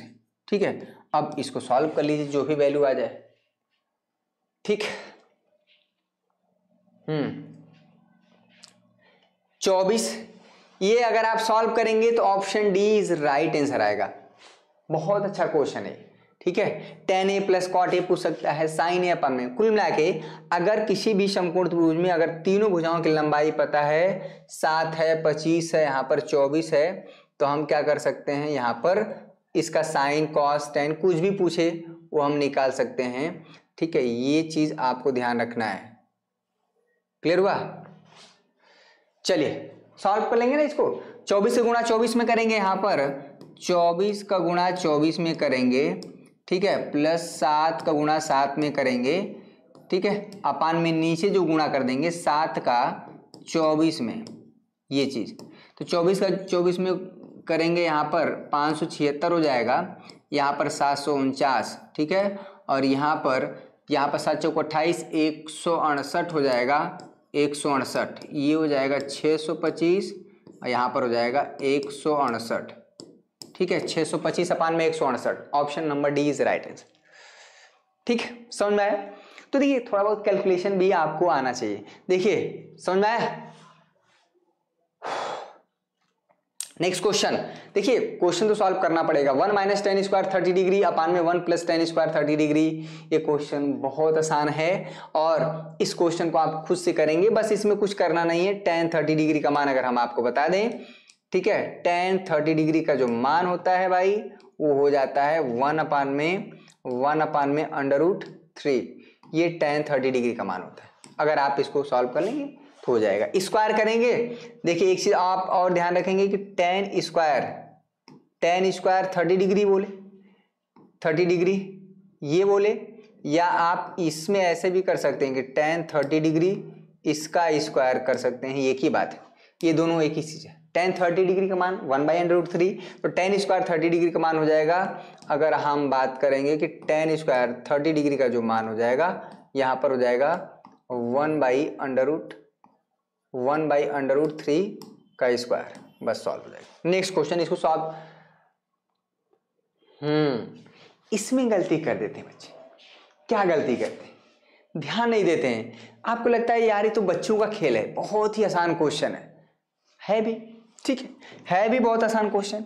लेकिन तब जब आप गलती नहीं करेंगे, ध्यान से क्या करेंगे, 2 cos 3 थीटा है बेटा, यहां पर है 1, हमें क्या पूछ रहा है, थीटा का मान। बहुत बार प्रश्न में पूछ देता है 3 थीटा का मान बताइए, क्वेश्चन मार्क ये भी पूछ सकता है, थीटा का मान पूछा है यहाँ पर। हालांकि क्वेश्चन बड़ा आसान है, जल्दीबाजी में गलती हो जाता है। देखिए ये क्वेश्चन घर पे सॉल्व करना और एग्जाम हॉल में सॉल्व करना ये ज्यादा अलग हो जाता है। मेरी बात समझ आ रही? एग्जाम हॉल में अलग प्रेशर होता है, अरे ये वाला क्वेश्चन नहीं लगा, ऐसे हुआ, कैलकुलेशन है, प्रेशर होता है, उसमें उड़ाका दला गई, कोई एग्जामिनर आ गया, उसमें इधर उधर काफी चीजें प्रेशर होता है, तबीयत खराब हो जाता है, कभी कभी फार्मूला भूल जाता है, होता है ना ये सारी चीजें एग्जाम हॉल में, उसकी वजह से। तो यहाँ पर अगर 2 को उधर ढकेलेंगे, 2 क्या है, मल्टीप्लाई में है, तो यहाँ पर हो जाएगा बेटा cos 3 थीटा इक्वल टू यहाँ पर हो जाएगा 1/2, इसमें कोई दिक्कत नहीं। तो अगर ये हमें थीटा बताना है तो ये cos 3 थीटा है ना, तो जरा ये बताइए कि cos में कितने का मान 1/2 होता है। देखिए अब उल्टा याद कर, 0 डिग्री, ठीक है, 0 डिग्री, ये 30 डिग्री है बेटा, ये 45 डिग्री है, यही तो हमें याद करना है, 60 डिग्री है, यहाँ पर 90 डिग्री, यही सबकी वैल्यू याद करना। बहुत बेहतरीन तरह से बताया गया था, जाके आप देखेंगे मिल जाएगा, ऐप पर भी मिल जाएगा और यूट्यूब पर भी मिल जाएगा। कितने का मान होता है बेटा, यहाँ पर cos 60 डिग्री का मान होता है। ध्यान से, cos 60 डिग्री का मान क्या होता है, 1/2 होता है। अगर आप ध्यान से देखेंगे तो ये जो है cos और ये जो है cos कट जाएगा, ठीक है, ये 3 थीटा का जो मान आ जाएगा, 3 थीटा का मान आ जाएगा 60 डिग्री। लेकिन बच्चे यहाँ पर 60 डिग्री नहीं है, हमें पूछ क्या रहा है, थीटा का मान पूछ रहा है भाई। तो यहाँ पर अगर 3 थीटा इक्वल टू 60 है तो हमें थीटा क्या हो जाएगा भाई, 60 अपान में 30, ठीक है, ये हो जाएगा यहाँ पर 20, 60 तो 20 डिग्री। 20 कहाँ पर है, option C is right answer. इस तरह कर दे। आपने ध्यान नहीं दिया। अगर मान लीजिए विकल्प में यहीं पर मान लीजिए अगर 60 डिग्री है और आपने ध्यान नहीं दिया, तुरंत ऑप्शन नंबर ए लगा दी कि आ गया 60 डिग्री। अरे हमें 3 थीटा थोड़ा पूछ रहा था, हमें तो पूछ रहा था थीटा, यहां पर थीटा है, इसीलिए क्वेश्चन गलत हो जाता है। आता हुआ क्वेश्चन गलत हो जाए तो इससे ज्यादा तकलीफ कुछ नहीं है जीवन में। मेरी बात समझ में आ रही? समझ में आया बेटा? क्वेश्चन नंबर 22 हो गया क्वेश्चन, ठीक है। इसी लॉन्ग क्वेश्चन, 1 मिनट बच्चों, 1 मिनट, लाइट का अप डाउन हो रहा है। हाँ ठीक है। कह रहा है आंधी के, ये क्वेश्चन तो बहुत लल्लन टॉप प्रश्न है भाई, कई बार पूछा गया है और बहुत गलतियां होती हैं इस सवाल में। कह रहा है आंधी के कारण किसी वृक्ष का ऊपरी भाग टूटकर क्षैतिज तल पर 45 डिग्री का कोण बनाता है। यदि वृक्ष का शिखर और क्षैतिज तल पर जड़ से 10 मिनट की दूरी पर मिलता हो तो वृक्ष की ऊंचाई क्या? इसी में कितने लोग घचपचा जाते हैं, कहां से टूट रहा है पेड़, कहां से, कैसे क्षैतिज तल, क्या हो रहा है? अरे जरा कॉमन सेंस लगाइए। आप कभी भी गांव में, ठीक है, गांव में भैया अगर आपने जो मई जून वाली आंधी आती है ना, जिसमें आम खूब बीना जाता है, मई और जून में जो आंधी आती है बेटा, मई और जून, जो बच्चे गांव से होंगे समझ रहे होंगे। तो मई और जून में जो आंधी आती है, अब अक्सर देखते हैं कि पेड़ टूट जाता है, और टूट मान लो बीच में से टूट गया तो उसका टूटा हुआ भाग क्या करता है, जमीन से ऐसे चिपक जाता है। तो इसमें कुछ इस तरह से है कि कोई पेड़ है बेटा, सवाल को समझिएगा, यही तो प्रॉब्लम आपका प्रैक्टिकल प्रॉब्लम है। आप कहेंगे सर ये ऐसा चीज तो हम लोग देखते हैं कि कभी कभी कोई पेड़ टूट गया बीच में से। अगर ये है ए बी, मान लीजिए एक पेड़ है, ठीक है, ए बी एक पेड़ है, यहां पर ए बी एक पेड़ है, ठीक है। तो अगर ये बीच में से मान लीजिए यहां से टूट गया, सपोज करिए यहां से सी पॉइंट से टूट गया, तो ये जो ऊपरी वाला हिस्सा है वो क्या करेगा, जमीन पर जाके इसे इस तरह से क्या हो रहा है भाई, जमीन से इस तरह से मिल जा रहा है। मेरी बात समझिएगा, सही नहीं बनना है। ये वाला हिस्सा जो है जमीन से क्या हो रहा है भाई, मिल जा रहा है, ठीक है। ए बी सी यहां पर डी है और ये है 90 डिग्री। अगर ये वाला हिस्सा इस तरह से, ये वाला हिस्सा इस तरह से टूट के ये जमीन से मिल जा रहा है, अगर किसी को लग रहा है कि अगर ये लंबाई 1 से बेटा तो ये भी लंबाई 1 से होगी, क्यों? क्योंकि यही वाला हिस्सा तो जमीन से जाके टकरा रहा है। ये वाली जो लंबाई है यही तो, ये वाली लंबाई ऐसे जा रहा है। और अच्छा, कह रहा है कि ये टूटकर क्षैतिज तल पर 45 डिग्री का कोण बनाता है, यहां पर 45 डिग्री का कोण बनाता है, क्षैतिज तल पर 45 डिग्री का। मेरी बात सुन जा रही है? आदि कारण किसी वृक्ष का ऊपरी भाग टूटकर, अब जमीन से थोड़ा, कभी कभी जमीन से भी उखड़ जाता है, लेकिन बीच में से टूटा है, ऊपरी वाला हिस्सा मान लेते हैं इतना वाला हिस्सा टूट गया, ठीक है। कह रहा है कि यदि वृक्ष का शिखर क्षैतिज तल पर जड़ से, ये जो है जड़ है ना पेड़ का, 10 मीटर की दूरी पर मिलता है, यानी यहां पर क्या है, ये कितनी दूरी पर मिल रहा है जमीन पर, 10 मीटर की दूरी पर, ठीक है। ये चीज क्लियर हुआ? तो क्या पूछ रहा है, कह रहा है कि तो वृक्ष की ऊंचाई ज्ञात कीजिए। अच्छा, पेड़वा की ऊंचाई पूछा था भैया। अगर पेड़ की ऊंचाई देखा जाए तो अगर हम इसको मान लेते हैं भाई, देखिए हमको बहुविकल्पी प्रश्न सॉल्व करना है ना, समझिएगा, बहुत आसान है, बहुत ही आसान है। क्यों भाई? अगर हम ये निकाल दें, ये लंबाई निकाल दें, मेरी बात समझिएगा, ए वाई निकाल दें, चूंकि वृक्ष की जो ऊंचाई है बेटा वो ए भी होगा। मेरी बात समझिएगा, ए बी पूरा होगा और ए बी 2 हिस्सों में टूटा है, ए सी प्लस यहां पर सी बी, कुल मिला के अगर x निकल जाए और y निकल जाए तो पूरे पेड़ की ऊंचाई पता चल जाएगी, यानी x प्लस वाई। यहां पर सवाल है कि x कैसे निकलेगा, y कैसे निकलेगा।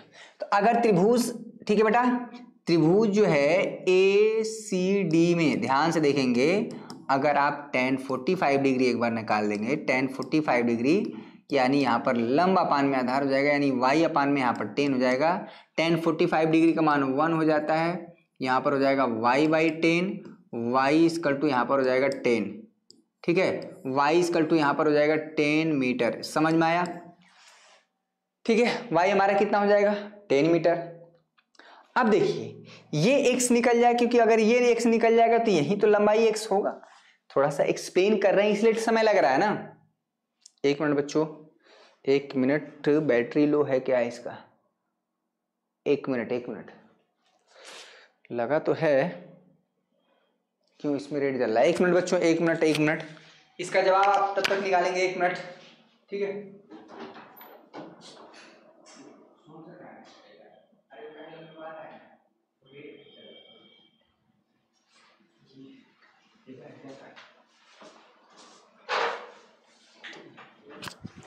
ठीक है बच्चों, ये क्वेश्चन आपके एनसीईआरटी का ही सवाल है, बहुविकल्पी का है, और बहुत ज्यादा चांसेस होता है जो बहुविकल्पी प्रश्न के आने का। ठीक है बेटा, बहुविकल्पी प्रश्न जो एनसीईआरटी के हैं, ये एनसीईआरटी का ही सवाल है। ठीक है, पेड़ टूट गया, बीच में कहां से टूटा, ये सारा फिगर मैं यहाँ पे बना के दिखा रहा हूं।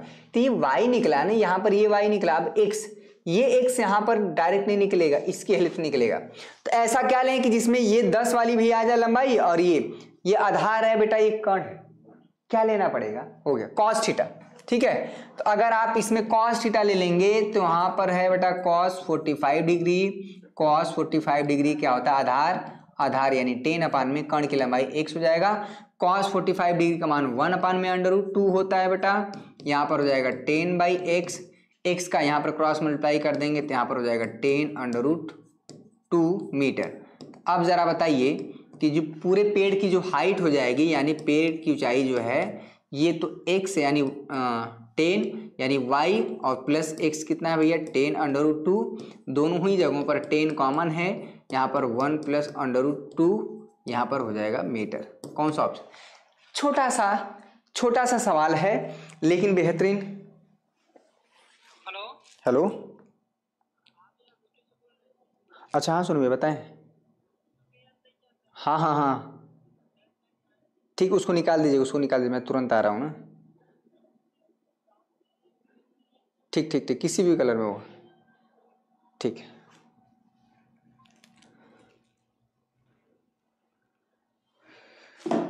ठीक है, तो ये होगा 10 ब्रैकेट में 1 प्लस, कहां पर भाई, ऑप्शन सी इज राइट। किसी ने कहा सर आपने 1 प्लस √2 है, यहां पर तो अंडर है भैया, 10√2 प्लस 1 कहें, यहां पर 1 प्लस √2, एक ही बात हुआ ना।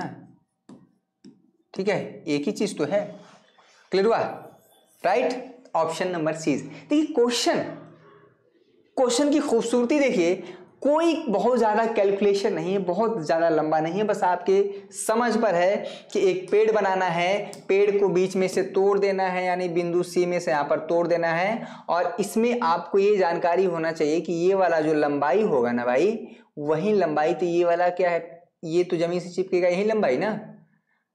अगर ये लंबाई 10 मीटर, अगर सपोज करिए अगर ये लंबाई 5 है, तो ये जब जमीन से चिपकेगा तो लंबाई थोड़ा बढ़ जाएगा, 5 ही रहेगा। ये 7 है तो ये भी 7 ही होगा। बस यही जानकारी इस क्वेश्चन की खूबसूरती को बढ़ाता है। नेक्स्ट क्वेश्चन की तरफ चलेंगे। चलिए, बहुत अच्छा, इस तरह के ये एनसीईआरटी का ही सवाल है भाई।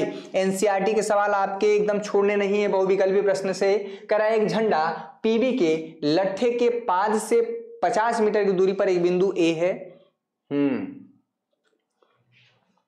एक झंडा है लट्ठे के पाद से, अच्छा 50 मीटर की दूरी पर एक बिंदु है, यदि पी ए बी फलाना है तो झंडे, एक देखिए झंडा है, तो झंडा अमूमन क्या होता है, किसी लट्ठे में या किसी डंडे में बांधा गया है। सपोज करिए ये हमारा ये जो है झंडा है, सपोज करिए, तो ये हमारा किसी लट्ठे में, और ये क्या है भाई, पीबी। ठीक है बेटा, ये है पीबी, ये है हमारा एक लट्ठा। ठीक है, इसमें ये क्या है, गोल गोल है। अरे किसी झंडे में जो झंडा फंसाया जाता है किसी लट्ठे में, ठीक है, मान लीजिए ये वाला है, ये लकड़ी है, मोटी सी लकड़ी मैंने फंसा दिया, समझ में आया। तो कह रहा है कि इससे पीबी के लट्ठे के पाद से, अगर ये क्या है, ये निचला हिस्सा यानी बॉटम पॉइंट, ये उसका झंडे का ऊपरी हिस्सा है लट्ठे का, तो इसके पास से यानी एक बिंदु इधर कहीं पर ए है। ठीक है, कितनी दूरी पर है भाई, 50 मीटर की दूरी पर। एक बिंदु ये है, कितनी दूरी पर है, ये है हमारा 50 मीटर की दूरी पर, 50 मीटर की दूरी पर है। तो यहां से कह रहा है पी ए बी, क्या कह रहा है, पी ए बी, और जो बीच में होता है वही तो कोण बताता है। तो पी ए बी कितना बन रहा है भैया, यहाँ पर पी ए बी कितना बन रहा है, 60 डिग्री। ठीक है, तो कह रहा है ये झंडा की ऊंचाई बताइए, यानी यहाँ पर हम मान लेते हैं ये 60 डिग्री है, ये 60 डिग्री है, झंडे की ऊंचाई बताइए h। हो गया, क्या लगाएं, लंब और आधार हमको पता है भैया, tan 60 डिग्री हो गया सवाल। tan 60 डिग्री क्या हो जाएगा, लंब अपान में आधार, ये हो जाएगा। इसका मान कितना होता है, tan 60 डिग्री का मान क्या होता है भैया, √3, ठीक है। √3 यहाँ पर h/50 हो जाएगा, तो h का मान क्या हो जाएगा यहाँ पर 50/√3 मीटर हो जाएगा। कहाँ पर है भाई 50/√3 metre, option A is right.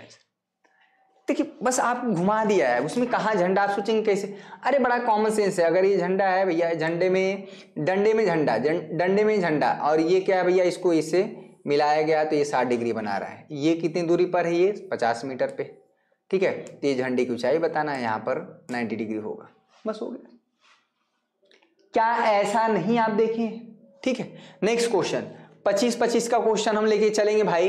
Question number 25 यहां पर बात करते हैं। कह रहा इस क्वेश्चन को, ठीक है, तो उस किनारे तक पहुंचने में कुल लगा समय, ये काफी, ये बहुविकल्पी प्रश्न का नहीं है, फिर भी हाँ ठीक है। इस क्वेश्चन को देखिए, मैंने यहां पर करा, इस क्या हो रहा है भाई, एक मिनट बच्चों, तकनीकी, हाँ ये कभी कभी लाइट बहुत ज्यादा नखरा करता है जब हम क्लास लेते हैं। ये चाहता है कि आप ना पढ़ें, लेकिन हम लोग भी वही हैं, हार नहीं मानेंगे। हम नहीं दिख रहे हैं, क्वेश्चन तो दिख रहा है। इस क्वेश्चन को कितने बच्चे कर पाएंगे भाई? इस क्वेश्चन को मैं होमवर्क दे दूं? अगर आप नहीं, एक बार प्लीज ट्राई करिएगा, ठीक है। प्लीज आपसे रिक्वेस्ट है कि ट्राई करेंगे, खुद से ट्राई करेंगे ना, ठीक है, तो मैं ऐसा मानूंगा कि आपने, हाँ उसके बाद आप कमेंट करके बताइए सर क्वेश्चन नंबर 25, ठीक है। अभी तक जितना क्वेश्चन हम कराएं उसमें जो क्वेश्चन बहुत इजी था मैंने उसको स्किप किया, लेकिन जो क्वेश्चन आपके बार बार पूछे जा रहे थे आपके बहुविकल्पी में, उससे जो रिलेटेड जो कॉन्सेप्ट थे वो मैंने आपको जरूर कराया भाई। क्वेश्चन नंबर 25, क्वेश्चन नंबर 26 देखेंगे। ये तो वही क्वेश्चन है, रिपीट हो गया, इस क्वेश्चन को रहने दे। कह रहा किसी वृत्त के स्पर्श की विशिष्टता जब संगत जीवा के दोनों सिरे क्या हो जाएं भाई, ये तो किसी वृत्त की स्पर्श रेखा छेदक रेखा, हाँ ये वृत्त वाला कॉन्सेप्ट बहुत आसान होता है, इसको भी देख लेंगे। क्या सीन है, कोई दिक्कत नहीं, फ्लक्चुएशन हो रहा है ना? अरे बेटा फ्लक्चुएशन हो रहा है, लेकिन यहां तो दिख रहा है ना, हम नहीं दिख रहे हैं, उससे क्या मतलब? एक्सप्लेनेशन देखिए, यहां पर देखेंगे, कह रहा है कि कोई भी अगर वृत्त है, यहां पर समझिएगा, ये तो वृत्त दिख रहा है ना जी, ये वृत्त तो दिख रहा है, ठीक है। अगर हम कोई भी जो यहां पर कह रहा है छेदक रेखा, जो सेकंड लाइन होता है, यहां पर सेकंड लाइन क्या होता है भाई, कि ऐसी रेखाएं जो वृत्त को दो अलग अलग बिंदुओं पर कट करे। ये देखिए भैया, एक लाइन जो L है, एक लाइन जो L है बिंदु A, और यहां पर बिंदु B पर क्या कर रही है भाई, वृत्त को प्रच्छेद कर रही है। ये क्या कहलाती है? इसको बोलते हैं छेदक रेखा, ठीक है भैया, ये है छेदक रेखा, यानी इसको सेकंड लाइन बोलते हैं, ठीक है। और किसी वृत्त में बहुत अनंत हमारी लाइनें हो सकती हैं, अनंत रेखाएं हो सकती हैं, छेदक रेखाएं, सेकंड लाइन। लेकिन इसमें ध्यान दीजिएगा बेटा, जब कुछ इस तरह से स्थिति होता है, समझिएगा कि ये लाइन मान लीजिए A और B पे कट की, ठीक है, ये A और B पे, और इसको नीचे लाइए, ठीक है, C और D पे, C और D पर क्या हो जाता है भाई, ठीक है, और नीचे लाइए, मान लीजिए L और M पर कट कर रहा है, यहाँ पर L और M पर, ठीक है। और करते करते जब आप ये L और M, ठीक है, एक ही जगह आ जाते हैं, तो यही रेखाएं जो हैं, अगर ये बिंदु L और M, जैसे A C पे गया, C यहाँ पर गया, किस पे, L पर गया भाई, तो जब ये दोनों बिंदु एक जगह मिल जाते हैं, तो उस केस में हमारी जो छेदक रेखा है वही रेखा स्पर्श रेखा का काम कर जाती है। तो इसमें कह रहा है कि जब संगत जीवा के दोनों सिरे क्या हो जाएं, यानी यहां पर दोनों बिंदु, जैसे मान लीजिए A और B क्या है, अगर एक जगह हो जाए, मिल जाए, ठीक है, A और B एक जगह मिल जाए, तो उस केस में यानी संपाती हो जाए, कॉन्साइड कर जाए, ठीक है, संपाती हो जाए यानी कॉन्साइड कर जाए, तो उस केस में जो छेदक रेखा है ना बेटा, वही क्या हो जाती है, स्पर्श रेखा हो जाती है। मेरी बात समझ में आ रही है? कुल मिला के हम इसको स्पष्ट ऐसे कर देते हैं कि ये है हमारी छेदक रेखा, यानी अगर ये दो बिंदुओं पर A और B पर कट कर रही है, सपोज करिएगा, ठीक है, तो अगर यही A और B एक जगह पर कॉन्साइड कर जाए, संपाती हो जाए, तो यहीं पर हमारी क्या हो जाती है, ये स्पर्श रेखा हो जाती है। ठीक है, तो कुछ नहीं होता है, जो छेदक रेखा होता है, जो सेकेंड लाइन है, वो एक विशेष प्रकार की स्पर्श रेखा ही होती, या हम एक नहीं सॉरी या हम ये कह सकते हैं कि जो स्पर्श रेखा है बेटा ना, ये जो स्पर्श रेखा है, ये जो स्पर्श रेखा है, उल्टा हम बोल दिए बेटा, जो स्पर्श रेखा है, ये स्पर्श रेखा क्या है, एक विशेष प्रकार की, क्या है, विशेष प्रकार की, बस एक्सप्लेनेशन भी मिल गया, एक विशेष प्रकार की क्या है, विशेष प्रकार की एक सेकेंड लाइन है, यानी छेदक रेखा ही है, छेदक रेखा ही है। ठीक है, एक स्पर्श रेखा जो है एक विशेष प्रकार की छेदक रेखा होती है, जिसमें दोनों पॉइंट ए और बी क्या होते हैं, एक ही जगह पर संपाती यानी कॉन्साइड कर जाते हैं। तो उस केस में हमारे समझ में आया, बस एक्सप्लेनेशन है, समझ में आया बच्चों, कोई दिक्कत। 27वां क्वेश्चन यहाँ पर 20 करा, बाह्य बिंदु से और बाह्य बिंदु से वृत्त पर खींची गई स्पर्श रेखाओं की लंबाई होती है बहुत, ये वृत्त का ही है, ये डायरेक्ट रिजल्ट है, स्टैंडर्ड रिजल्ट है बेटा। ठीक है, 1000 लाइक का मैंने टारगेट रखा है भाई, 1000 लाइक का अंधेरे में पढ़ा रहे हैं ताकि आपके जीवन में उजाला हो पाए बेटा, ये 1000 लाइक। ठीक है, ये तो दिख रहा होगा ना जी, अंधेरे से क्या मतलब होता है, अंधेरे से क्या मतलब होता है, आपका जीवन उज्जवल हो, इसलिए अंधेरे को चीरना पड़ेगा। ये व्यवधान, ये परेशानियां हमारे जीवन में आती रहेंगी और हमें उन चुनौतियों से आगे बढ़ना होगा भैया। यहां पर देखेंगे, अगर कोई भी वृत्त है, ये वृत्त का केंद्र है और वृत्त के यहां पर कोई एक बाहर बिंदु P है, मेरी बात समझिएगा, तो यहां से अगर बाहर कोई बिंदु P है बेटा ना, तो यहां से आप क्या कर सकते हैं कि दो स्पर्श रेखा आप ड्रॉ कर सकते हैं। एक स्पर्श रेखा मान लीजिए यहां पर है PT, ठीक है, और एक स्पर्श रेखा यहां पर मान लीजिए Q है, यहां पर इस तरह से PQ है। तो यहाँ पर जो दोनों स्पर्श रेखा की जो लंबाई होती है बेटा ना, यानी ये जो रेखा PT ये और ये जो रेखा स्पर्श रेखा PQ है, ये दोनों की लंबाई क्या होती है, बराबर होती है। ये आपका जो है थ्योरम है। ठीक है, ये जो रेखा टेढ़ा मेढ़ा लग रहा है ना बच्चों, ये जो रेखा टेढ़ा मेढ़ा लग रहा है, इसको आप थोड़ा सुधार लीजिएगा। ये जो रेखा टेढ़ा मेढ़ा है, ठीक है, इसको समझिएगा। ये जो रेखा यहाँ तक, ये दोनों बराबर होती है, ये लंबाई इसके बराबर होता है, ये प्रूफ है। ठीक है, फिलहाल इसको आप लर्न कर लीजिए। क्वेश्चन नंबर 29 देखेंगे। ये क्वेश्चन बहुत आसान है, ये बार बार पूछा जाता है, 1000 बार पूछा जाता है। कई बार बताएं कि यहां पर कह रहा है कि 10.5 सेंटीमीटर और 60 डिग्री त्रिज्यखंड कोण वाले त्रिज्यखंड की परिमाप बताइए। परिमाप भी पूछता है, कभी कभी क्षेत्रफल भी पूछता है बेटा। याद करिए, ये चीज पूछ रहा है, अगर हमारा कोई वृत्त बहुत बढ़िया, अंधेरे में कितना अच्छा वृत्त बन रहा है, समझ में आ रहा है। अरे मैं ही हूं भैया, सुधीर सर हूं। ठीक है, ए अंधेरे देख तेरा मुंह काला हो गया, माँ ने आंखें खोल दी, घर में उजाला हो गया। और सब आपके जीवन में माँ बाप के बाद जो सबसे बड़ा योगदान होता है, ऐसा लोग मानते हैं, हम लोग भी ऐसा, ये और बात सत्य भी है कि एक गुरु जी का योगदान, एक शिक्षक का बड़ा ही महत्व होता है। और आपके जीवन में उजाला करने का एक छोटा सा प्रयास हम लोग कर रहे हैं। यहाँ पर एक वृत्त का केंद्र मान लीजिए यहाँ पर है बेटा। ठीक है, ये जो चीज है यहाँ पर ध्यान दीजिएगा, ये जो कोण बन रहा है ये 60 डिग्री का बन रहा है। तो हमें जो पूछ रहा है, इसकी जो त्रिज्या कितना है, 10.5 सेंटीमीटर।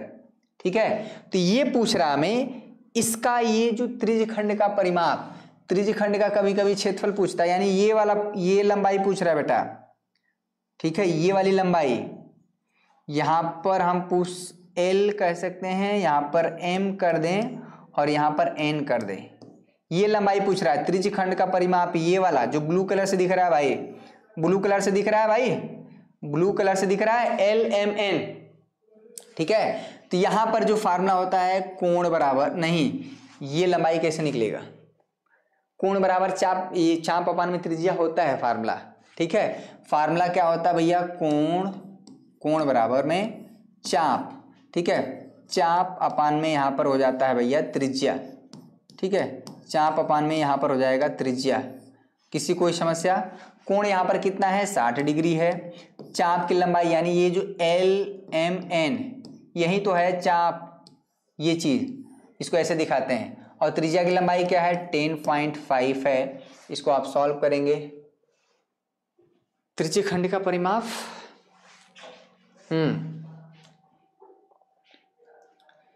अच्छा परिमाप, 1 मिनट बच्चा, 1 मिनट। हाँ 600, इसको सॉल्व कर पाएंगे भाई? ऐसा क्यों गड़बड़ हो रहा है? अच्छा 1 मिनट बच्चा, इसको हमें उसमें रखना पड़ता है, 60 डिग्री को रेडियन में करना पड़ेगा, ठीक है? ये डिग्री में है, हमको इसको कन्वर्ट करना पड़ेगा पाई अपान में, ठीक है? 1 मिनट बच्चा, 1 मिनट। ये वाला फार्मूला लगा देंगे क्या? इसको रहने दीजिए, ये वाला फार्मूला लगा दीजिए सीधे, ठीक है? ये जो एल एम एन है इसमें क्यों गड़बड़ हो रहा है? एल एम थीटा अपान में 360 इंटू 2 पाई आर, ठीक है? 2 पाई आर, ये वाला भी फार्मूला लगा सकते हैं, थीटा अपान में 360 इंटू 2 पाई आर। थीटा कितना है भाई? यहाँ पर 60 डिग्री है, यहाँ पर है 360, 2 पाई, पाई का मान 3.14, आर कितना है भैया? 10.5 है, ठीक है? 60 एकम 60, ये हो जाएगा 6, 2 तिहाई 6 हो जाएगा, यहाँ पे 10.5 का 3.1 में गुणा कर देंगे भाई, क्या हो रहा है? 1 मिनट, ठीक है? 6 आया, यहाँ पर 2 तिहाई 6 हो जाएगा, ठीक है? गड़बड़ हुआ है, 3.14 में यहाँ पर 3 तरीके 9, 3 5 15, कुल मिला के आप 3.14 में बेटा 3.5 का आप गुणा करेंगे तो आ जाएगा लगभग 11 के आसपास आएगा। ऑप्शन नंबर डी इस राइट आंसर आएगा, ठीक है? तो क्वेश्चन नंबर 30, अगर दो वृत्तों के व्यासों का अनुपात 4:9 है तो वृत्त की परिधियों का अनुपात क्या है? बहुत अच्छा क्वेश्चन है, अक्सर पूछा जाता है। आप कहेंगे कि सर कोई ऐसी बात नहीं है जो इस सवाल में आपको ना बताया गया, और अक्सर इस तरह से चीजें बताई जाती हैं, कोई बहुत नई बात नहीं है। वृत्त का अगर व्यास पता है तो आप सभी को पता है होगा कि वृत्त की परिधि दो अलग अलग, ठीक है? अगर व्यास पता है तो आपको पता है कि वृत्त की परिधि, तो यहाँ पर 2, यहाँ पर आधा हो जाता है। इस क्वेश्चन को कराया जाए या छोड़ दिया जाए, बताइए? वृत्त की परिधियों का अनुपात ज्ञात करिए, ठीक है? दो अलग अलग वृत्त हैं, ठीक है? लेकिन हमको दोनों अलग अलग वृत्त का जो व्यास अलग अलग नहीं दिया बल्कि उसका अनुपात दिया है, ठीक है भैया? तो यहाँ पर अगर हमें डायमीटर का अनुपात दिया है d1 अपान में d2, दो अलग अलग वृत्त है, तो क्या दिया है भाई? 4:9 है। तो माना, समझिएगा बेटा, मान लीजिए यहाँ पर पहले वाले डायमीटर को आप 4x ले लीजिए, अगर आप सॉल्व करना है तब यहाँ पर दूसरे वाला डायमीटर को आप 9x ले लीजिए अलग अलग। अगर दोनों अलग अलग व्यास पता चल गए हैं तो यहाँ पर त्रिज्या क्या हो जाएगा? यहाँ पर r1 क्या हो जाएगा भाई? 4x/2, यानी अगर ध्यान से देखा जाए तो 2x, और दूसरा जो है भैया यहाँ पर है 9x/2, ये चीज हो जाएगा। तो ये नहीं पूछ रहा था, पूछ रहा था वृत्त की परिधियों का अनुपात, यानी पहले वाले वृत्त का परिधि क्या हो जाएगा? 2 पाई r1, और दूसरे वाले का 2 पाई r2 हो जाएगा भाई। 2 पाई कट जाएगा, r1 अपान में r2। r1 क्या है भाई? 2x है। r2 क्या है भाई? यहाँ पर है 9x/2, 2 से ऊपर चला जाएगा, x कट जाएगा, यहाँ पर 4, ठीक है? 4:9, option number B is right answer, ठीक है बच्चा? तो ये 30 क्वेश्चन मैंने आपको विथ एक्सप्लेनेशन, और आप कहीं पर भी ये सवाल ढूंढेंगे, कहीं न कहीं आपको ये प्रश्न पत्र किसी न किसी सेट में मिलेंगे, और नहीं मिलेंगे तो इस बार 2024 में मुलाकात होगी इन प्रश्नों से। बहुविकल्पी प्रश्नों को आप हल्के में ना लें, उसके गहराई को समझें। उसमें जल्दीबाजी में आपको लगता है कि अरे यार ये तो अच्छा, इसमें अच्छी बात ये होती है कि जो सॉल्व करते हैं ना, वो आपके विकल्प में चारों में कहीं न कहीं होता है, और आप तुरंत गोला करके आ जाते हैं। क्वेश्चन को आप ध्यान से नहीं पढ़ते, जैसे cos 3 थीटा = वहां पर था, तुरंत आप 60 मार के चले आएंगे, गलत हो जाएगा, आएगा आंसर 20। छोटी छोटी चीजों को ध्यान में रखते हैं, ठीक है? तो ये 30 क्वेश्चन मैंने कराया बेटा। यहाँ पर ये ट्रेलर है, संजीवनी बैच में अगर आप जुड़े हैं तो आपको समझ में आया होगा कि एक ट्रेलर है जिसमें मैंने 30, हालांकि क्वेश्चन आपको तो 20 ही आएंगे, लेकिन इसमें अधिकतम 100 से ज्यादा क्वेश्चन मैं प्रैक्टिस करा दूंगा, तो आपके उसी में हर चैप्टर से आ जाएंगे। इसमें एनसीईआरटी के भी क्वेश्चन है, प्रीवियस ईयर भी है, कुछ क्वेश्चन अपने तरफ से है। ठीक है, बहुत बढ़िया भाई।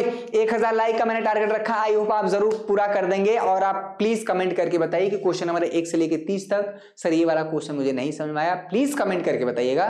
मैं अगले सेशन में आपको डिस्कस कर दूंगा, मेरे पास ये पीडीएफ अवेलेबल रहेगा। और जो बच्चे संजीवनी बैच में जुड़े हैं, तुरंत का तुरंत, इसमें तो बहुत ज्यादा गुणा भाग है नहीं, लेकिन जो भी है इसका तुरंत आपको पीडीएफ प्रोवाइड मिल जाएगा। ठीक है, इसको स्मार्ट लेक्चर बोलते हैं। समझ में आया? मजा आया भाई आज के सेशन में? अगर आप मुझसे जुड़ते हैं, कभी भी आपका समय व्यर्थ नहीं जाने देंगे, जरूर कुछ न कुछ सीख के जाएंगे और वो सीखना आपके बोर्ड एग्जाम में काम आएगा। ठीक है, मैं बार बार कहता हूं, आप इधर उधर चीजों में ना फंसें, व्यर्थ अपना समय देखिए एक बार निकल जाएगा, तो आप चाहे मेरे ही जगह क्यों ना पढ़ें, बाद में आपको समझ में आया कि यार यहाँ पे अच्छी चीजें पढ़ाई जा रही थी, फिर क्या उसका मतलब निकल गया। अगर समय रहते आपको एनालिसिस करना है, विश्लेषण करना है कि हाँ मुझे यहाँ पर ही पढ़ना है। ठीक है, आप जो भी देखिए, मैं यहाँ पर आप समझ रहे हैं कि YouTube बहुत बड़ा एक प्लेटफॉर्म है, आप स्वतंत्र हैं, सभी स्वतंत्र हैं, लेकिन आपको ये सोचना पड़ेगा कि मुझे कहाँ से पढ़ना है। ठीक है, चलिए, तो बहुत बहुत धन्यवाद आप सभी का। आई होप आप जरूर संजीवनी बैच से जुड़ेंगे, जैसा कि मैंने शुरुआत में बताया। जो बच्चे अभी बाद में जुड़े, एक बार मैं फिर से बता देता हूं उन्हें कि संजीवनी बैच जो है 7 तारीख तक एडमिशन हुआ है, लेकिन अब लगभग बैच फुल हो चुका है। लेकिन फिर भी अगर आप जुड़ना चाहें तो एक बार आप कोशिश करिएगा, सर से 7084817709, यहाँ पर नंबर आप दिख रहा होगा, चल रहा होगा, तो आप जुड़ सकते हैं। ठीक है, चलिए, ये रहा पूरा प्रोफार्मा। 499 रुपये में सभी विषयों की बात करते हैं, हिंदी है, इंग्लिश है, SST है, पूरा विषय की बात कर रहे हैं। हम मैथ में मैं पढ़ा ही रहा हूँ। इसके बाद जो नेक्स्ट सेशन होगा बेटा, इस क्वेश्चन को मैं पूरा अभी ऐप में भेजवा दे रहा हूँ। जो नेक्स्ट सेशन होगा वो लॉन्ग क्वेश्चन का होगा, इसके बाकी क्वेश्चन भी मैं पूरा कंप्लीट कराऊंगा। बहुत बहुत धन्यवाद आप सभी का। जय हिंद, जय भारत।